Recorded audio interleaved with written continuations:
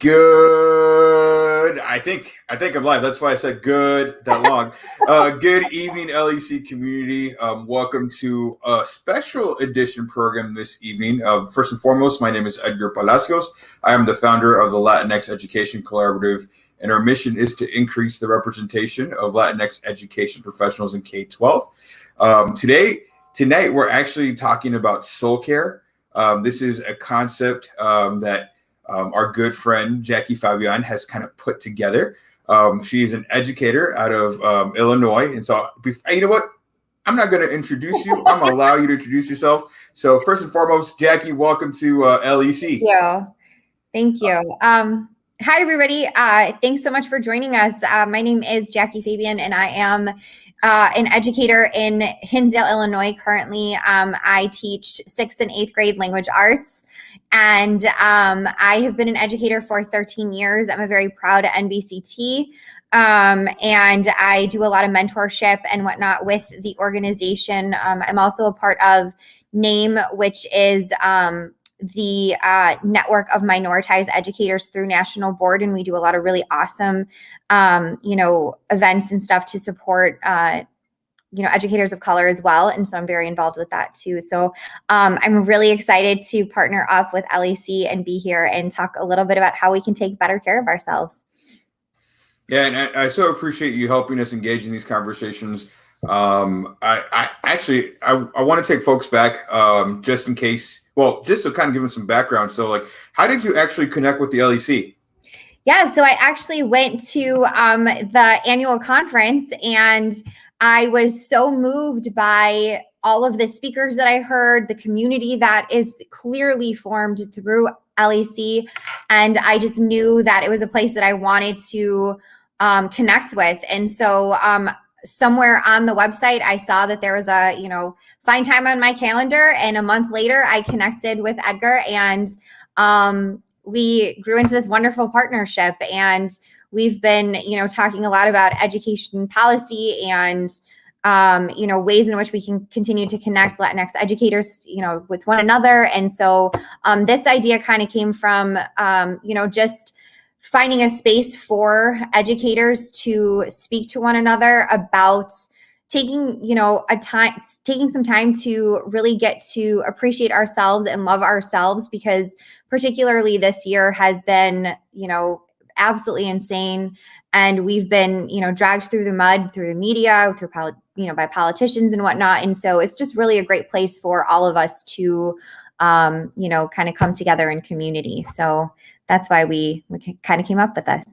No, and I appreciate that. I think one of the things about Evolucion, and to your point, we absolutely love building community. And to us, community is more than just a network.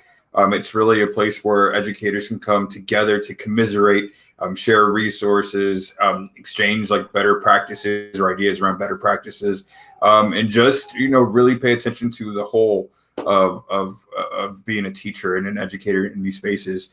And so I was really thrilled when you reached out. I think 3 years ago when we had our first Evolucion, it was 40 people that showed up. It was at the El Centro Academy for Children. And I never would have been, at that time, I didn't envision or couldn't envision like that one day we would have the evolution that we experienced just a couple of months ago. But then that it would reach somebody out in Illinois and then build that relationship and also support you and helping your community. So I'm so grateful that you're in partnership with us.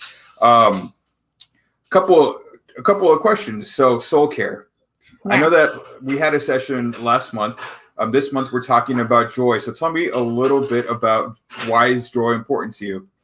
So I think sometimes, especially when we get so overwhelmed as educators, we forget about the things that make us happy, because, there are times in our classrooms where we have that little spark come from our students, and we just, we thrive off of that and we love that, but sometimes we forget about ourselves. And so I really want to bring attention to educators celebrating themselves, finding joy in their lives, doing things that they love for themselves. This is a thankless job, and we're happy to do it, and we love doing it, but we also need to, prioritize our self-care And our soul care is, you know, kind of really what I like to call it, because it's so much more than just, you know, taking a bath and, you know, getting your hair cut or getting your nails done or whatever. It's so much more than that. And so I want to continue to have these conversations so we can support one another in community and really celebrate these wonderful things that we can do for ourselves. Tell us about the last session that we did. Like, what was your takeaway from that moment or from that space? So what I really loved about that first session was, you know, just finding the commonality between the way that we, you know, we talked about this idea of soul care. We talked about this idea of self-care and what it is and how we do it and whatnot. And it was amazing that so much of our conversation was driven by our culture and was driven by, you know, things that we hold so dear in the Latinx community. And that's how we were able to bond with one another. It was a very small group, but we carried on a conversation for an hour and 15 minutes, you know, over a ton of different topics, but really just, you know, celebrating how, you know, why we sometimes negate the idea of self-care, why sometimes it gets put on the back burner, and how we can really bring it to the forefront again. There was a really beautiful moment where we talked a lot about, you know, how religion is a form of meditation, and, you know, how we can use that in our connection to, you know, if you are religious or if you, you know, spiritual, that you can use that connection to, you know, meditate or, you know, practice mindfulness. And it was really funny because shortly after that conversation, my own therapist suggested that very same technique to me. And she said, you know, if you find this comfort in, you know, your practice of Catholicism, you should do that. You should, you know, find that meditation within that practice. And I was like, man, twice in a week, I'm having this conversation. It was just a really beautiful moment to, you know, really try to understand what it means to have that soul care. One thing that I loved about that session in particular was also the fact that we had, I believe, a teacher of the year from New Mexico there. Yeah. And she was talking about just the importance of the space and holding space for our community, right? Now, for all the potential naysayers out there around, like, you know, soul care or self-care, like, how do you convince folks that it's okay to talk about these things first and foremost, and then that it actually improves our performance in the classroom, in school buildings, and in the community? Absolutely. So in that conversation, you know, we talked a little bit about how sometimes in the Latinx community, it's really difficult to talk about mental health, and it's really difficult to then embrace the practices of mental health. I am very open about the fact that I go to therapy. I've dealt with struggles in my past, and I want to make sure that, you know, I have open conversation about it so that people are not afraid of it and not afraid to have those conversations. I know that I'm a better educator and I'm a better friend and I'm a better colleague when I am taking care of myself. You can't, what do they say? You can't pour from an empty cup. And that's the honest to God's truth. You know, if you're not sleeping well, if you are, you know, neglecting, you know, if you really like to exercise and you're neglecting that, if you're not taking a couple minutes to yourself, you know, you start to see that within your own, you know, practice in your own life, in your job, with your, you know, relationships with your coworkers and friends. And, you know, I was definitely going down that road. I was stressed out all the time. And, you know, especially in this pandemic, you know, we lost a lot of our lifelines. And so I think particularly now it's really important for us to embrace this idea of taking care of our souls, taking care of our hearts, and really putting ourselves first, making ourselves a priority, because we are important. So,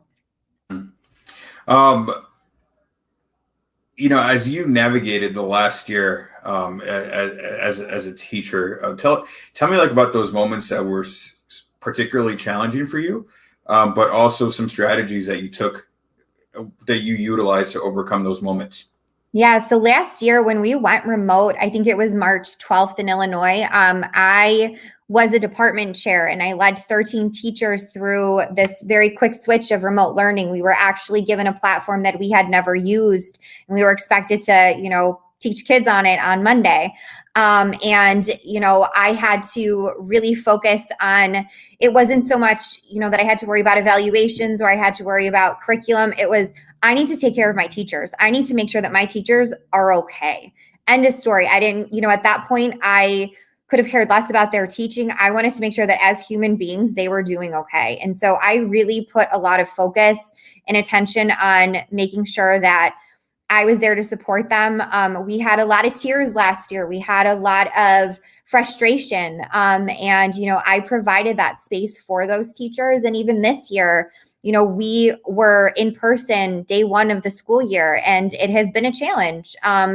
And so, I feel like I want to be an advocate for teachers, and I want to ensure that, teachers have a place that they can go to remind themselves, that they matter too. I think sometimes that's a conversation that is lost because we're so focused on our students, of course, because that's so much of our job.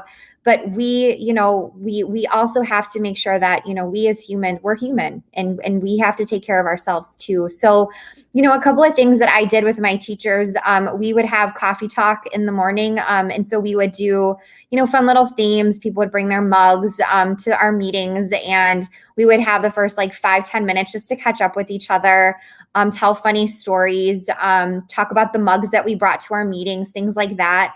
I really try to have, connect with each of my teachers one-to-one throughout the week just to see how they were.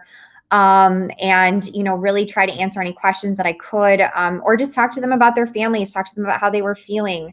I had a couple of COVID cases pretty early on in my family, around March. And so it was a very stressful time for me. And what was really helpful for me was just, having people, having those Zoom happy hours, and just, really finding that connection. One of the beautiful things that I found, through this pandemic is I've probably talked to my friends and my coworkers more than I ever have, my former coworkers. And, I've been able to really embrace this power of technology. And, I get that sometimes, there's that it's evil because we're so stuck to it. But at the same time, it's really brought a lot of my interactions with people to the forefront, and it's been a really beautiful thing. Yeah, I think one of the things that I realized throughout the pandemic is I'm a big fan of this virtual space. I'm a big fan of, for example, even our connection and the way that we connected is I have never met you in person. Nope. in real life. But the ability just to connect and to have proximity and to share ideas and to be in community through the space is so vital and so important. And what I think is so beautiful about this is, over this last year, I became very close with a lot of teachers through National Board. I have this partnership and friendship now with you. And, over the summer, I was able to be in collaboration with about 6 teachers around the Chicagoland area.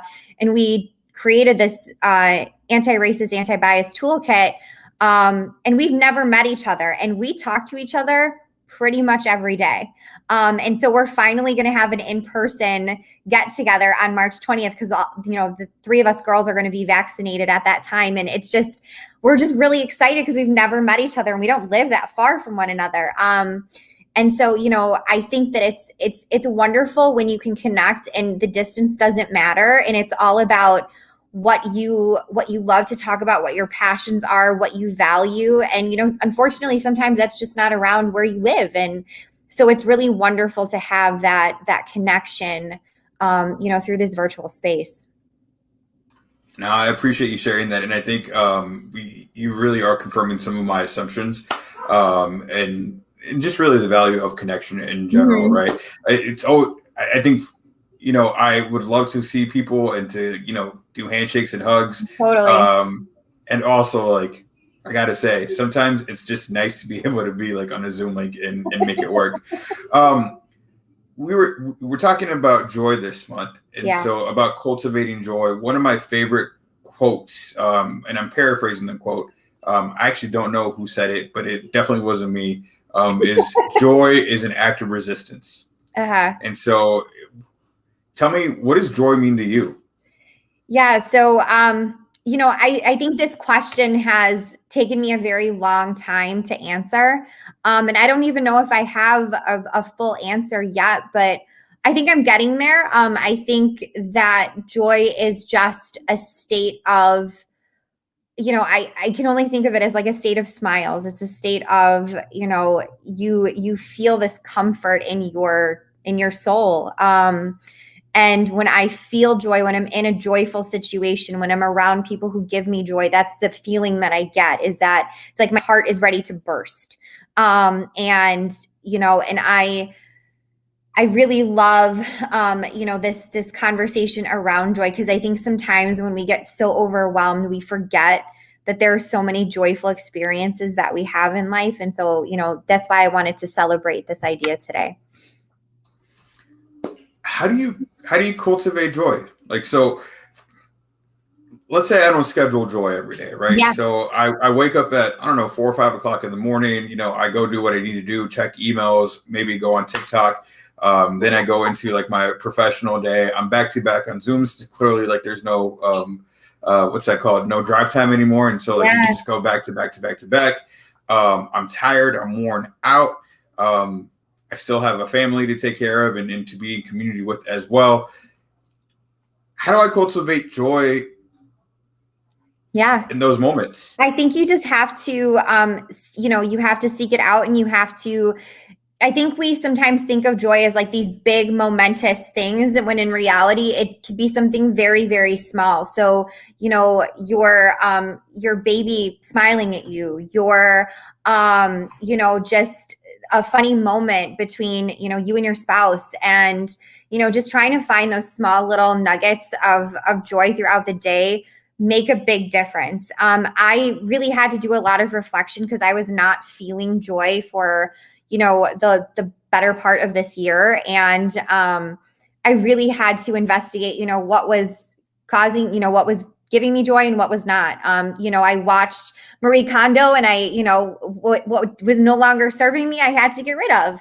And, it's given me a lot of pause to think about situations that I'm in and people that I've been around who are sucking the joy out of my life. And I wanted to really surround myself with people who bring that to me. And so, it kind of, sometimes it has to come from that negative space to then realize, here are all the things that really do bring me joy. These are the things that I want to keep close. And if it doesn't serve me, then I have to put it off to the side, because I matter, and I want to feel that joy. I want to feel, like my heart is bursting all the time. Something that you said triggered me in a way around like creating boundaries, right? That's something that I have a difficult time doing. Do you have any recommendations as how to create boundaries, particularly with folks who are de-energizing you or adding negativity to your life for no reason? Yeah, that was a really hard thing for me, especially when it came to close friends or family members that were no longer, bringing joy to my everyday. And I had to be very honest with them. And